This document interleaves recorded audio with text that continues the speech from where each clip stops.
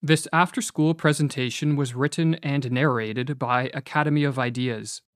Check out their YouTube channel for more of their videos.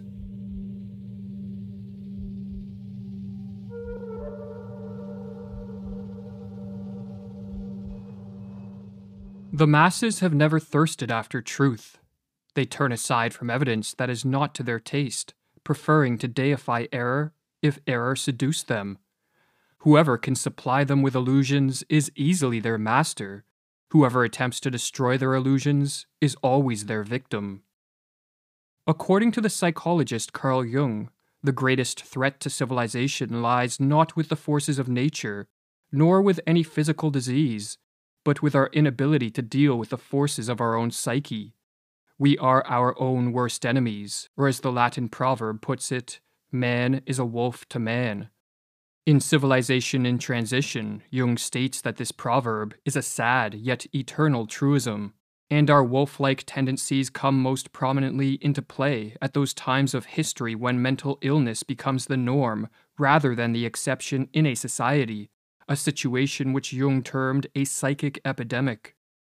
Indeed, it is becoming ever more obvious, he writes, that it is not famine, not earthquakes, not microbes, not cancer, but man himself, who is man's greatest danger to man, for the simple reason that there is no adequate protection against psychic epidemics, which are infinitely more devastating than the worst of natural catastrophes.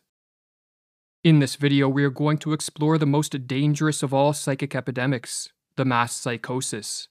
A mass psychosis is an epidemic of madness, and it occurs when a large portion of a society loses touch with reality and descends into delusions. Such a phenomenon is not a thing of fiction. Two examples of mass psychoses are the American and European witch hunts of the 16th and 17th centuries, and the rise of totalitarianism in the 20th century.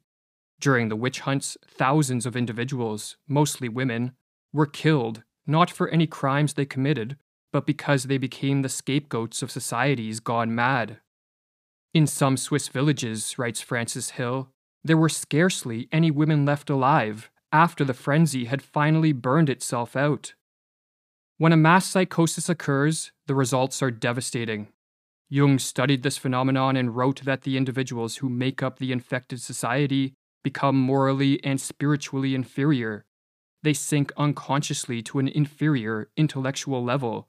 They become more unreasonable, irresponsible, emotional, erratic, and unreliable, and worst of all, crimes the individual alone could never stand are freely committed by the group smitten by madness.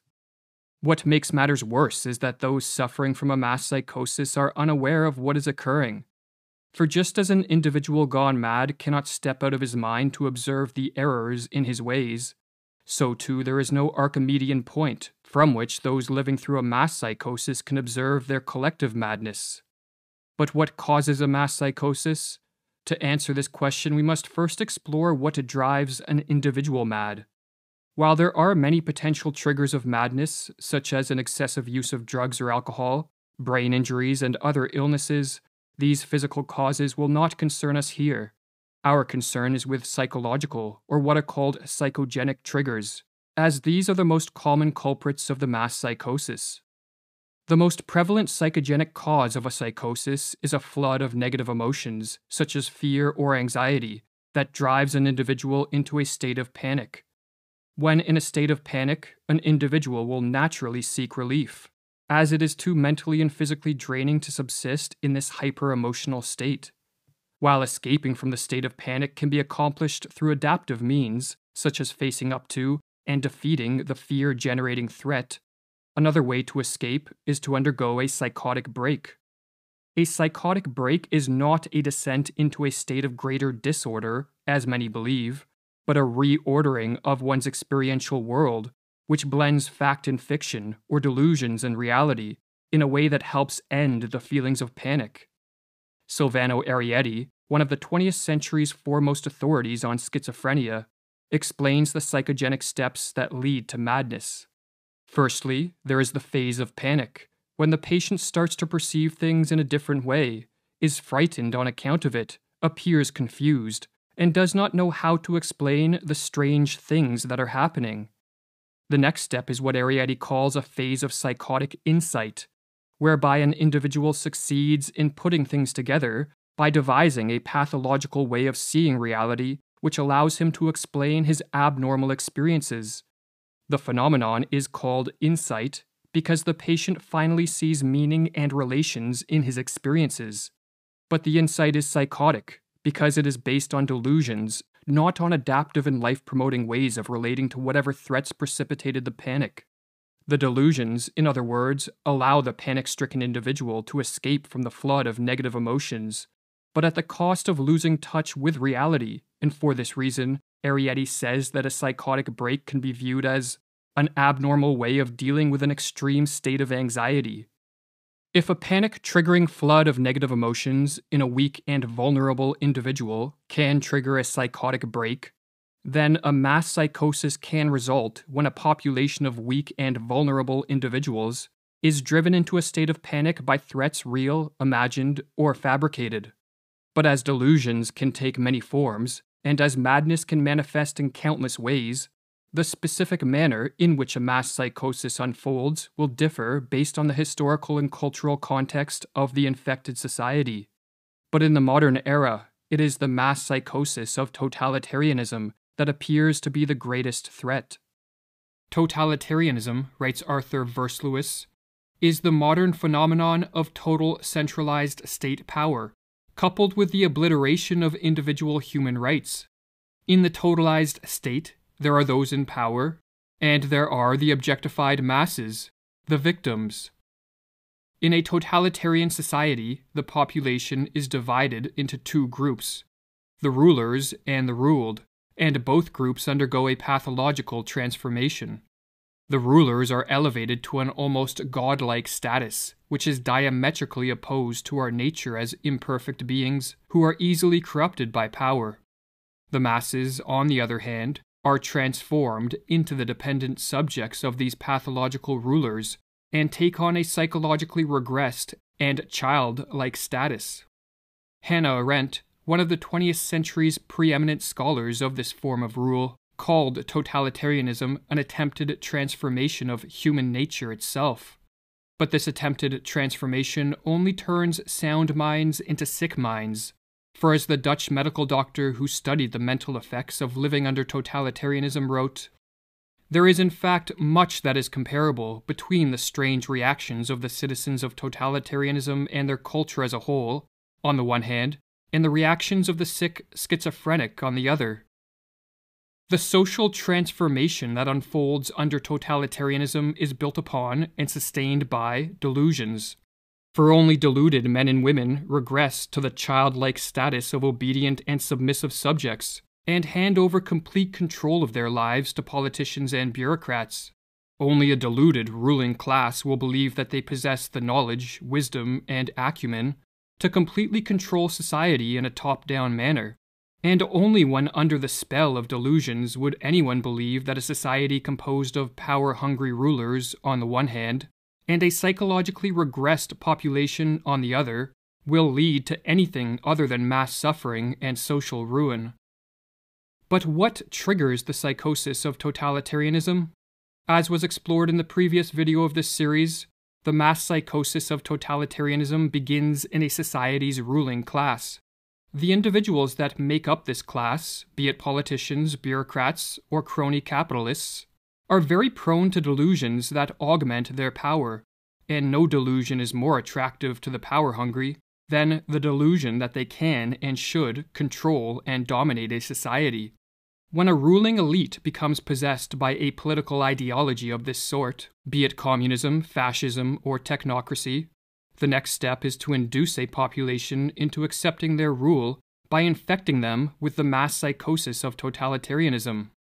This psychosis has been induced many times throughout history, and as Mirlu explains, it is simply a question of reorganizing and manipulating collective feelings in the proper way.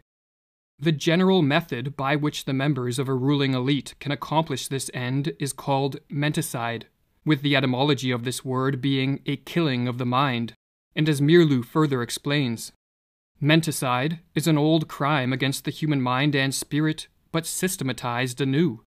It is an organized system of psychological intervention and judicial perversion through which a ruling class can imprint their own opportunistic thoughts upon the minds of those they plan to use and destroy. Priming a population for the crime of menticide begins with the sowing of fear. When an individual is flooded with negative emotions, such as fear or anxiety, he or she is very susceptible to a descent into the delusions of madness. Threats, real, imagined, or fabricated, can be used to sow fear, but a particularly effective technique is to use waves of terror. Under this technique, the sowing of fear is staggered with periods of calm, but each of these periods of calm is followed by the manufacturing of an even more intense spell of fear, and on the process goes. Or as Mirlu writes, each wave of terrorizing creates its effects more easily after a breathing spell than the one that preceded it, because people are still disturbed by their previous experience. Morality becomes lower and lower, and the psychological effects of each new propaganda campaign become stronger. It reaches a public already softened up. While fear primes a population for menticide, the use of propaganda to spread misinformation and to promote confusion with respect to the source of the threats and the nature of the crisis helps to break down the minds of the masses. Government officials and their lackeys in the media can use contradictory reports, nonsensical information, and even blatant lies. As the more they confuse, the less capable will a population be to cope with the crisis and diminish their fear in a rational and adaptive manner. Confusion, in other words, heightens the susceptibility of a descent into the delusions of totalitarianism. Or as Mirlu explains, logic can be met with logic, while illogic cannot. It confuses those who think straight. The big lie and monotonously repeated nonsense have more emotional appeal than logic and reason. While the people are still searching for a reasonable counterargument to the first lie, the totalitarians can assault them with another. Never before in history have such effective means existed to manipulate a society into the psychosis of totalitarianism. Smartphones and social media, television and the internet, all in conjunction with algorithms that quickly censor the flow of unwanted information, allow those in power to easily assault the minds of the masses. What is more, the addictive nature of these technologies means that many people voluntarily subject themselves to the ruling elite's propaganda with a remarkable frequency.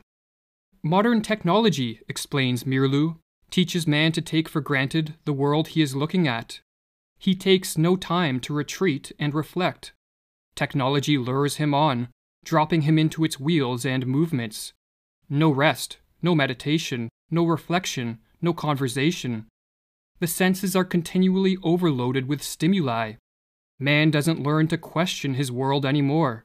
The screen offers him answers, ready-made.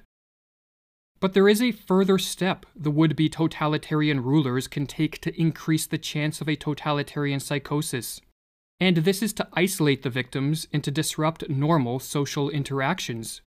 When alone and lacking normal interactions with friends, family, and co-workers, an individual becomes far more susceptible to delusions for several reasons. Firstly, they lose contact with the corrective force of the positive example, for not everyone is tricked by the machinations of the ruling elite, and the individuals who see through the propaganda can help free others from the menticidal assault. If, however, isolation is enforced, the power of these positive examples greatly diminishes. But another reason that isolation increases the efficacy of menticide is because, like many other species, human beings are more easily conditioned into new patterns of thought and behavior when isolated. Or as Mirlu explains with regards to the physiologist Ivan Pavlov's work on behavioral conditioning, Pavlov made another significant discovery. The conditioned reflex could be developed most easily in a quiet laboratory with a minimum of disturbing stimuli. Every trainer of animals knows this from his own experience. Isolation and the patient repetition of stimuli are required to tame wild animals. The totalitarians have followed this rule. They know that they can condition their political victims most quickly if they are kept in isolation.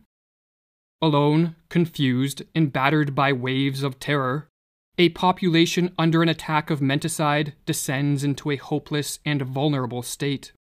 The never-ending stream of propaganda turns minds once capable of rational thought into playhouses of irrational forces, and with chaos swirling around them and within them, the masses crave a return to a more ordered world. The would-be totalitarians can now take the decisive step. They can offer a way out and a return to order in a world that seems to be moving rapidly in the opposite direction. But all this comes at a price. The masses must give up their freedom and cede control of all aspects of life to the ruling elite. They must relinquish their capacity to be self-reliant individuals who are responsible for their own lives, and become submissive and obedient subjects.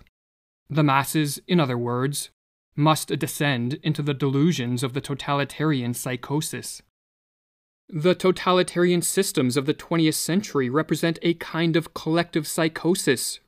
Whether gradually or suddenly, reason and common human decency are no longer possible in such a system. There is only a pervasive atmosphere of terror and a projection of the enemy, imagined to be in our midst. Thus society turns on itself, urged on by the ruling authorities. But the order of a totalitarian world is a pathological order. By enforcing a strict conformity and requiring a blind obedience from the citizenry, totalitarianism rids the world of the spontaneity that produces many of life's joys, and the creativity that drives society forward. The total control of this form of rule, no matter under what name it is branded, be it rule by scientists and doctors, politicians and bureaucrats, or a dictator, breeds stagnation, destruction, and death on a mass scale. And so perhaps the most important question facing the world is how can totalitarianism be prevented? And if a society has been induced into the early stages of this mass psychosis, can the effects be reversed? While one can never be sure of the prognosis of a collective madness, there are steps that can be taken to help effectuate a cure. This task, however, necessitates many different approaches from many different people.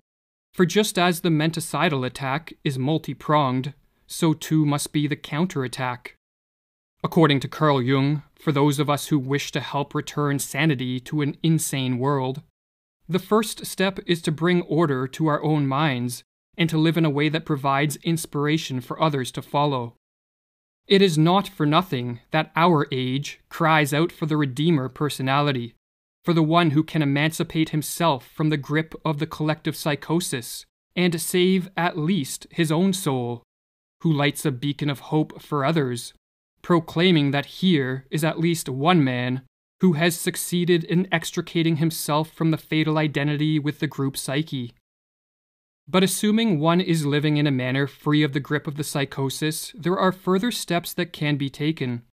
Information that counters the propaganda should be spread as far and as wide as possible, for the truth is more powerful than the fiction and falsities peddled by the would-be totalitarian rulers, and so their success is in part contingent on their ability to censor the free flow of information.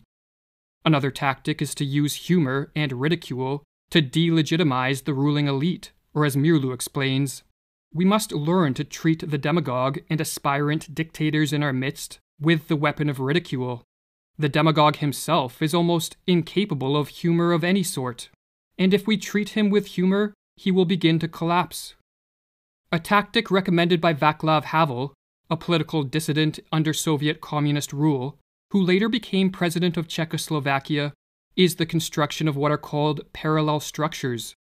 A parallel structure is any form of organization, business, institution, technology, or creative pursuit that exists physically within a totalitarian society, yet morally outside of it. In communist Czechoslovakia, Havel noted that these parallel structures were more effective at combating totalitarianism than political action. Furthermore, when enough parallel structures are created, a second culture, or parallel society, spontaneously forms and functions as an enclave of freedom and sanity within a totalitarian world. Or as Havel explains in his book, The Power of the Powerless, what else are parallel structures than an area where a different life can be lived?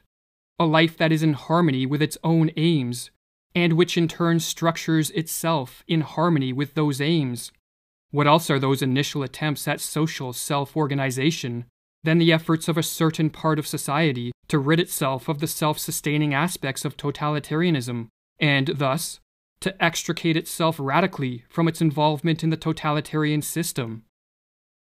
But above all else, what is required to prevent a full descent into the madness of totalitarianism is action by as many people as possible. For just as the ruling elite do not sit around passively, but instead take deliberate steps to increase their power, so too an active and concerted effort must be made to move the world back in the direction of freedom. This can be an immense challenge in a world falling prey to the delusions of totalitarianism, but as Thomas Paine noted, tyranny, like hell, is not easily conquered. Yet we have this consolation with us, that the harder the conflict, the more glorious the triumph.